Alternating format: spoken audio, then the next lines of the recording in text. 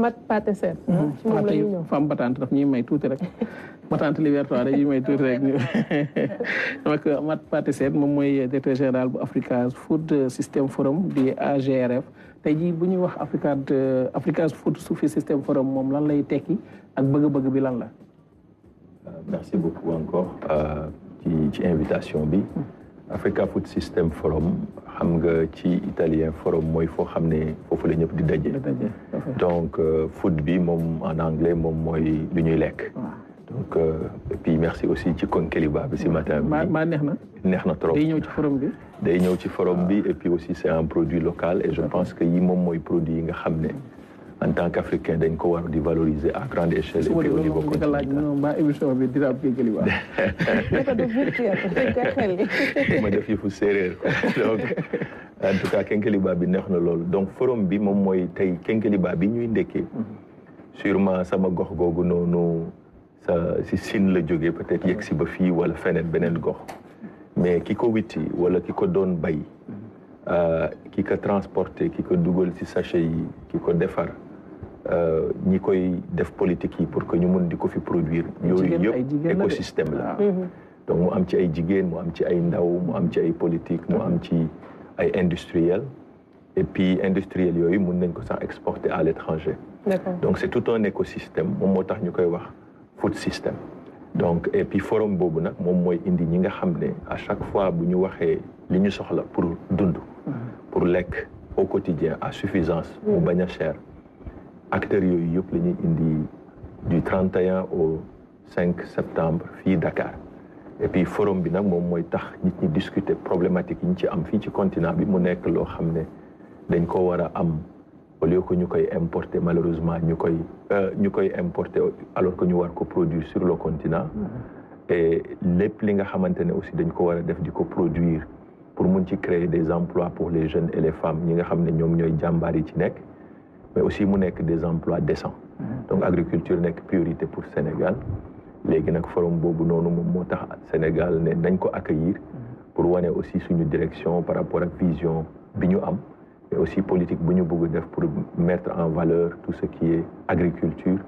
mais food system de façon générale mooy acteurs yëpp ñi nga xam dañu war a jàppalante pour mu mun a nekk. les défis ci dëkk bu nekk Afrique est-ce que ñoo bokk li nga xam ni mooy suñuy préoccupation ci li ngay wax léegi nii en termes de souveraineté wala de besoin ci li ñu soxla ci wàllu dundin. avant may ñëw ci défi yi peut-être nga permettre ma wax ne forum bi siège bi Kigali la nekk donc siège Afrique bi chaque année dañ koy organiser une fois au Rwanda une fois dans un pays africain moom mooy modèle bi. D'accord. Mais depuis bi ñu ko créé ça fait depuis 2006 et c'était une conférence sur investissement mooy xaalis bi ñu war a dugal pour mun ko suqali donc défi yi sur le continent défi yi moom bari na parce que képp koo xam ne moom moo yor sa alimentation rek moom moo yor aussi fa nga jëm. donc malheureusement pour le moment Afrique 100 milliards en dollars américains lay importer chaque an ci lépp loo xam ne dañ koy lekk mu nekk lu bari. ça veut dire que dañuy exporter aussi suñu xaalis pour mun a indi lekk boobu muy ceeb bi par exemple fii muy yeneen denrées yoo xam ne dañ ko soxla suukar et cetera et donc loolu rek c'est un grand défi deuxième défi bi moom mooy am nañ ndaw yu bari yu wut liggéey ñoo xamante ne tey war nañ mën a liggéey ci agriculture waratul nekk loo xam ne c'est un métier de misère wala nga gis ci ay daam yoo xam ne dañ ciy nekk mu metti ci noom ci naaj bi dafa war a nekk loo xam ne da nga ko war a def tey boo paree nga ñibbi sa kër sangu mu nekk lu lay fay ci yeneen dëkk yu bari moom moo indi vraiment naataange ci ñooñu di ko def acteurs yi ci nekk troisième défi bi moom mooy changement climatique surtout que fii dans la région du Sahel particulièrement Sénégal nga xam ne ñu ngi gis taw bi di ñëw di dem nekkatul ay mai léegi ay juin juillet août dem bàyyi octobre donc ni ko suñu maam yi xamee woon dafa am changement yoo xam ne malheureusement Afrique créé wu ko dëkk développé yi ñoo ko créé mais changement climatique amul frontière day dem sotti ko fenn créer ay dégâts fële après nga war a reconstruire loolu nag fa nekk défi yoo xam ne am na aussi ay solutions quatrième défi bi moom mooy financement secteur boo xam ne tey boo waroon dugg ci biir dafa soxla xaalis ak ay investissement mais comme dafa am ay changement climatique am ñoo xamante ne même dañuy def mbay niñ koy defee comme seen yëfu maam lañ ko doon defee yooyu même secteur financier dañu see am tuuti réticence. formation moo sooxe wala. formation bi def ci nekk mais aussi dafa nekk secteur boo xamante ne du comme ay secteur u BTP da ngay ñëw rek tabax mu taxaw. oui donc dafa nekk secteur boo xam ne formation de si nekk da nga war a gérer risques yi bu warulee taw nan nga koy defee soo béyee nan nga koy war conserver donc dafa laaj technicité. agriculture ak système alimentaire de façon générale science la. moo tax nit ñi di ci jàng yi nekk ay ingénieurs neen ñi nekk ay techniciens et je pense que dañu war a yokk aussi xam-xam bi encadrement bi vulgarisation bi pour def de sorte que mu nekk technicité biñ ciy laaj. 5e bi mooy politique dafa laaj cohérence nekkul rek agriculture kese tey soo bayoon lu bari mu nekk loo xamante ne say rendement dafa bari trop nga tàccu soo amulee tali bi koy jëlee ci village bi indi ko ba ci ville bi lendemain bi dafay yàqu boo amulee système de conservation ça veut dire que ministère industrie da ci war a bokk ministère transport da ci war a bokk nutrition da ci war a bokk la femme da ci war a bokk yooyu yëpp fokk ñu jàppalante pour mu am une certaine cohérence pour que nga mën a dundal sa réew ba pare aussi exporter indi koppar si biir dëkk bi donc défi yu bëri yoo xamante ne dañuy jàppalante moo tax ñëpp dañu war a ñëw lëkkaloo pour def de sorte que mu mun a dox. Maya.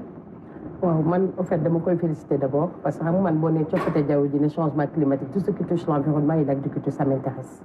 ñu gis ne dañu toll jamono bi nga xam ne dañu ne ah nañu bay mais nañu bay bio. est-ce que aussi ci seen forum bi yéen a ngi prévoir loolu nga xam ne mooy l'agriculture bio wala les produits lépp lu ñuy jëlee nga xam ne dañ koy bay te du am benn pesticide du indi aussi benn jeexital ci li nga xam ne tam moom mooy la santé des populations. parce que tey bu ñu nee forum bi jëm ci affaire alimentaire lan la ñuy xaar mooy la sécurité alimentaire. et pourtant jusqu'à présent am na dëkk yi nga xam ne tey jii ci monde bi ñu ngi dund à sécurité alimentaire boobu. ñu gis ne am na jéego yu rëy yi nga xam ne tey jii la FAO mi ngi koy def. jëmale ko ci naka la ñuy mën a def ba dimbali askan bi rawatina jigéen ñi ak ndaw ñi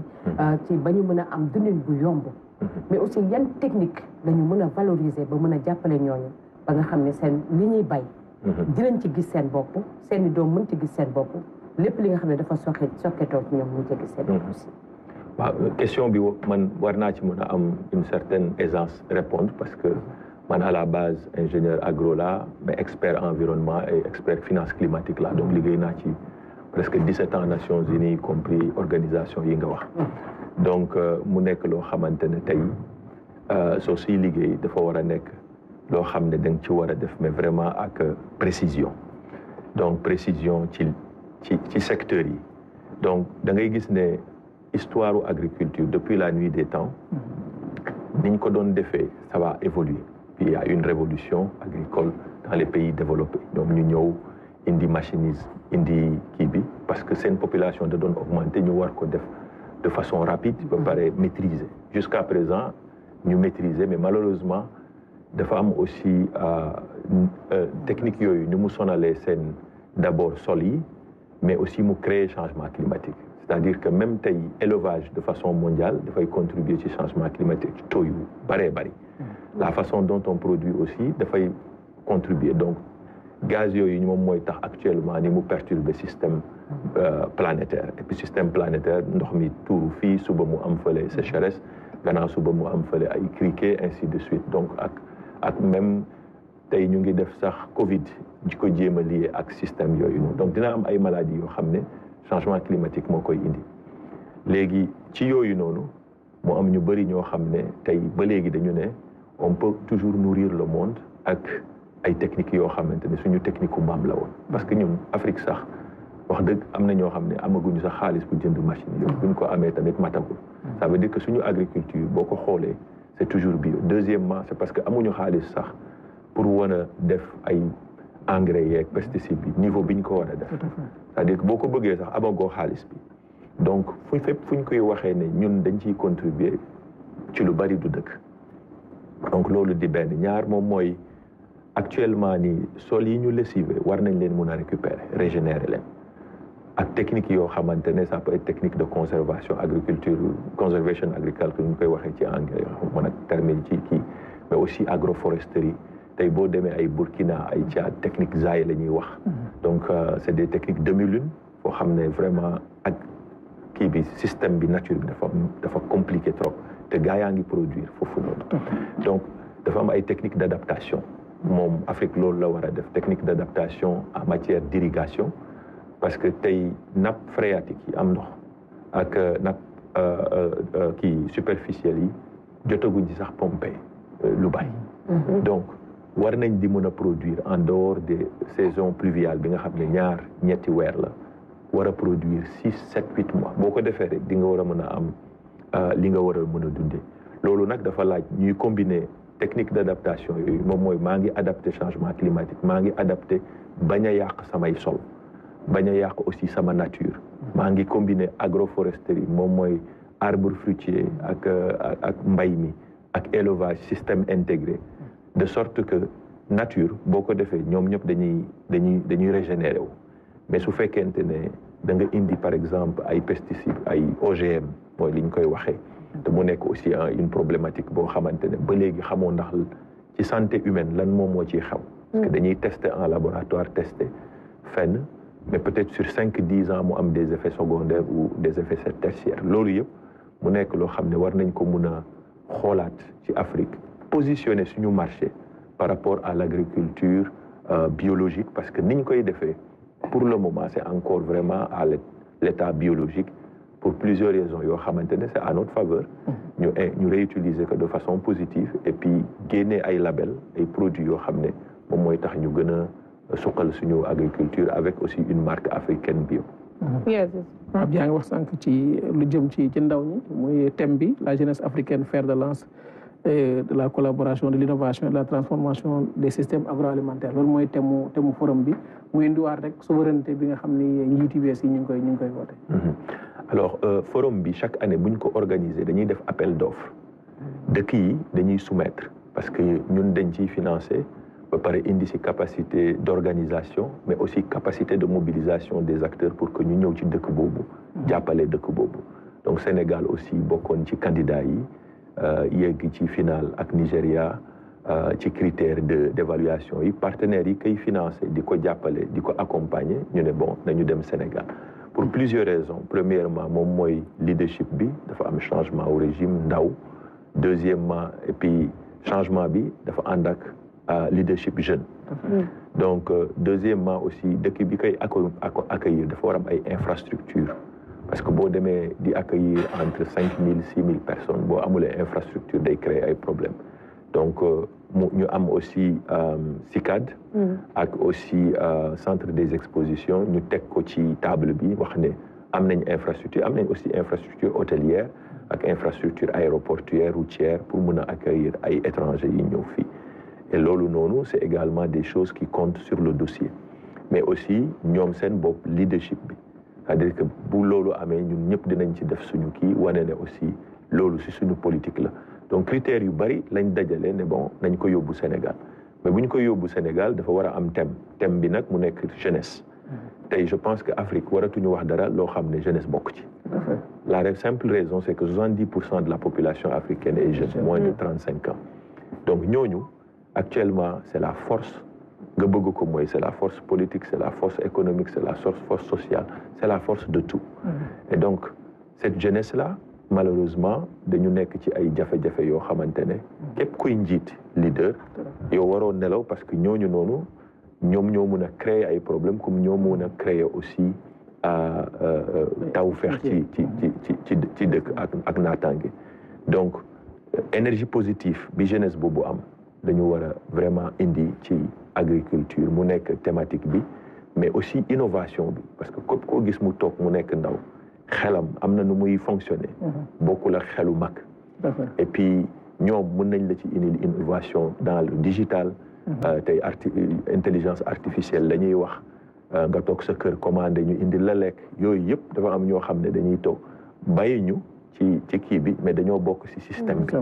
et donc système bi dina tax en 2 secondes nga am li nga war a lekk te boo lekkulee malheureusement mënoo fonctionner en une journée sauf vraiment ngay woor wala nga nekk moine mais ñëpp ci ñun koo xam ne ñun sommes des machines humaines ak animales fokk ñu lekk donc lekk bi c'est pas waaw donc boobu moom sama mbokku Haalpulaar yi xam nañ loolu foog ñu naan seen laaj ñu ci xaar 6 000 participants waaw entre 5 000 et 6 000 yoo xamante ne dañuy jóge bitim réew mais aussi ñuy xaar waa Sénégal yëpp donc innovation bi ren aussi c'est pas que discussion yi politique yi décision yi ñu war a def dañu aménager centre des expositions pour defaale business parce que mu nekkaale aussi une foire bu ñu war a innover objectif bi moom mooy ñu def lépp exposition yi ñuy def ñu indi ko standard au niveau international da ngeen gis actuellement d'ici 2 semaines nu muy demee donc pour wane ne aussi booy organiser yooyu noonu dafay rehausser au même titre que ay JO yi war a ñëw et cetera ñëpp dañ lay tirer teg fii bar bi et puis bar boobu aussi di améliorer la qualité di améliorer la compétitivité du pays et ce sera également le moment pour les familles mun a ñëw aussi avec les gens visiter mais aussi ñi nga xam ne dañ ci nekk ci secteur bi avec les innovations sénégalaises ñëw bokk fi wane ko Afrique ak le monde aussi jël li monde bi di indi parce que loolu moom mooy aussi partage on est dans un monde où on doit être ouvert exactement tout à fait jërëjëf Amath Pathé Sène ñu def